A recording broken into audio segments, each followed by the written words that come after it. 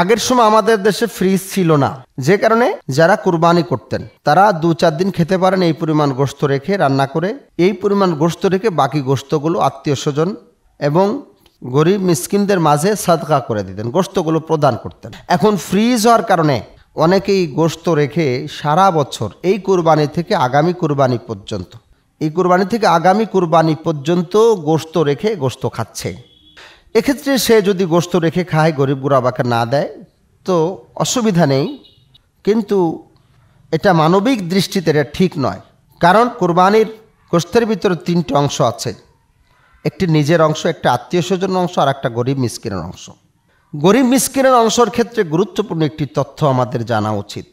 আমাদের সমাজের, বাংলাদেশের বিভিন্ন জায়গা আমি লক্ষ্য করে দেখেছি, আমাদের দেশেও সমাজে অনেক জায়গা প্রচলিত নিয়ম আছে যে সমাজের যারা নেতৃত্ব প্রদান করেন তারা এই কুরবানির গরু জবেহ করার পরে তারা এই গরুর গোশতের 3 ভাগের 1 ভাগ রেখে দেন। 3 ভাগের 1 ভাগ রেখে দিয়ে সমানভাবে প্রত্যেক বাড়িতে বাড়িতে দেয় এবং অনেকে দিতে না চাইলেও বাধ্য করে। তো শরীয়তের স্পষ্ট মাসআলা হলো বাধ্য করার কোনো সুযোগ নেই। যদি স্বেচ্ছায় কেউ দিতে চায় নিয়ে দিতে পারবে, কিন্তু বাধ্য করার কোনো সুযোগ নেই। যিনি কুরবানি প্রদান করছেন তিনি যদি কুরবানির পুরা পশুর গোশতটা নিজে রেখে তিনি ভাগ করে আত্মীয় স্বজন অথবা গরিব মিসকিনকে দিতে চান, দিতে পারবেন। আর যদি আত্মীয় স্বজনকে না দেন, গরিব মিসকিনকে না দিয়ে পুরাটাও যদি নিজে রেখে দেন, তাই তিনি গোশত খেতে পারবেন, কোনো অসুবিধা নেই। কিন্তু এটা মানবিক দৃষ্টিতে উচিত হবে না।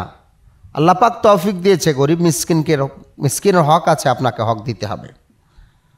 তো আমি যেই মাসলাটি আপনি বলছিলাম, যদি কোনো ব্যক্তি ফ্রিজজাত করে গোশত রেখে দিয়েছে, বড় গরু জবাই করেছে, ডিপ ফ্রিজ অথবা এমনি বড় ফ্রিজে গোশত রেখে দিয়েছে, আর এই গোশতটি যদি ফ্রিজের ভিতরে নষ্ট হয়ে যাচ্ছে, বিদ্যুৎ নেই, না থাকার কারণে ফ্রিজ বন্ধ, আস্তে আস্তে ফ্রিজের গোশতটা নষ্ট হয়ে যাচ্ছে, সেই গোশতটা গরিব মিসকিনকে দিচ্ছে না, দান করছে না, নিজেরা খাচ্ছে না, গরিব মিসকিনকে দিচ্ছে না, ওই অবস্থায় ফ্রিজের ভিতর থেকে যদি গোশতটা নষ্ট হয়ে যায় তাহলে করণীয় কী? তাও করণীয় হলো যেই পরিমাণ গোশত তার ফ্রিজে রেখে নষ্ট হয়েছে এই পরিমাণ গোশতর টাকা গরিব মিসকিনকে সদকা করতে হবে। কেন সে কুরবানি গোশত নষ্ট করলো? সবাইকে ধন্যবাদ।